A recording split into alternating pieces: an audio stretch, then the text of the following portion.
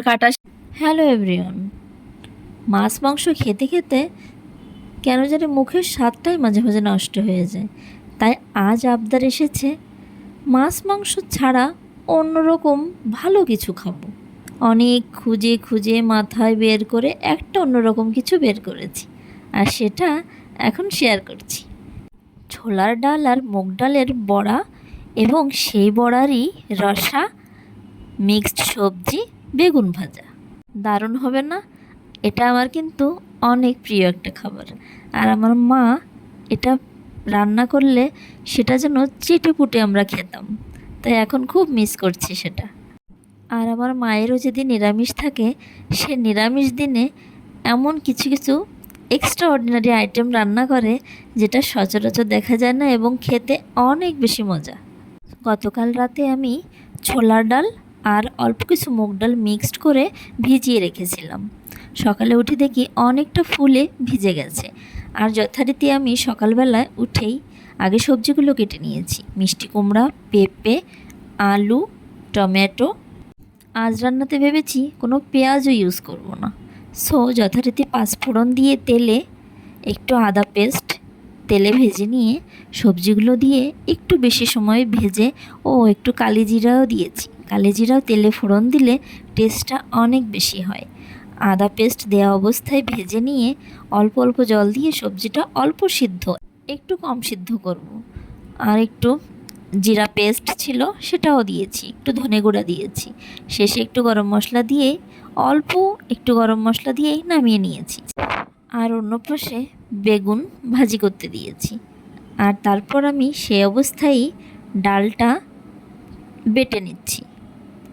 যেহেতু ডালটা অনেক বেশি সুন্দর ফুলে উঠেছে এবং ভিজে গেছে, তাই বাটতে কিন্তু একটুও কষ্ট হয় না। যারাই বানাবেন একটু বেশি সময় জলে ভিজিয়ে রাখবেন, তাহলে বাটতে একটুও কষ্ট হবে না। ডালটা ভালো করে বেটে নিয়ে একটু আদাও বেটে নিয়েছি ডালের সাথে মিক্সড করে। ডাল, আদা বাটা, অল্প একটু চালের গুঁড়া মিশিয়েছি, না মেশালেও হয়, মিশালে একটু মুসমুসে ভাব হয়। কাঁচামরিচ, হালকা একটু চিনি, লবণ, হলুদ দিয়ে ভালো করে মেখে অল্প অল্প তেলে ভেজে নিয়েছি। এটাই কিন্তু খেতে অনেক মজা লাগে। তারপরে যদি হয় এটার রসা, তাহলে তো কথাই নেই। ডালের বড়া রসার জন্য আমি আদা, জিরে আজকে শিলেই পেস্ট করে নিয়েছি।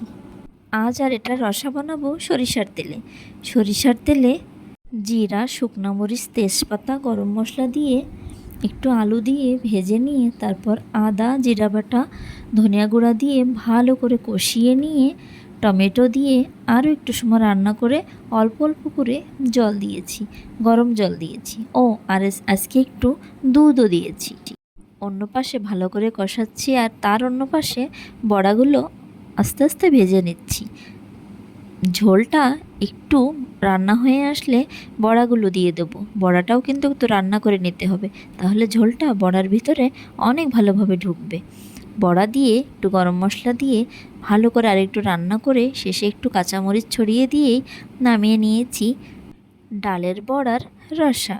দেবাত্রের জন্যও রেখেছি, ও কিন্তু খেয়ে আজকে অনেক খুশি। বলছে, মা এরকম খাবার তো কোনো দিন খাইনি, আজ কেন রান্না করলে? তো খাবারটা না বেশ মজাই আছে, কেন যেন চপের মতো লাগছে। তবে খেতে কিন্তু সব আইটেমগুলোই অনেক মজা হয়েছিল। মাছ মাংস খেতে খেতে যাদের আর ভালো লাগে না, তারা কিন্তু এমন টাইপের আইটেম রান্না করে খেতেই পারেন, এতে মুখের রুচি বাড়বে। আর আমি আমার মায়ের কাছ থেকে এমন আইটেম অবশ্যই এরপরে শেয়ার করতে থাকবো। আর আজকে না বর্ষা হয়েছে, তো গাছে এত সুন্দর আর এতগুলো ফুল ফুটেছে, আর পাতাগুলো একদম সতেজ সবুজ লাগছে দেখতে। কেন জানি এই ছোট ছোট বারান্দাগুলায় যখন ফুল ফোটে, কোনো গাছগুলো সতেজ হয়ে থাকে, আমার মনে হয় সবারই জিনিসগুলো দেখলে অনেক ভালো লাগে। রান্নাবান্না শেষ হলে দেবাদ্রির পাপাকে খেতে দিয়ে দিলাম। সে বলল, আজও হয়েছে মোটামুটি। সামনাসামনি যখন জিজ্ঞাসা করি তখন কিন্তু ভালোটা খুব কমই বলে। যখন খুব ভালো হয় তখন মুখের এক্সপ্রেশন দেখলেই বোঝা যায়, হাসে আর বলে, না হয়েছে ভালোই, মোটামুটি চলে। মানে হলো সে মজা করছে। ফুল ফুটেছে গন্ধে সারা মন, ফুল ফুটেছে গন্ধে সারা মন,